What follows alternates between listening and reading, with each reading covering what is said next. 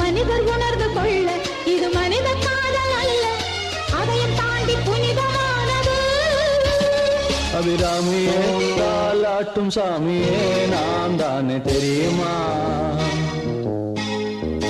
சிவகாமியே சிவனில் நீயும் பாதியே அதுவும் உனக்கு புரியுமா?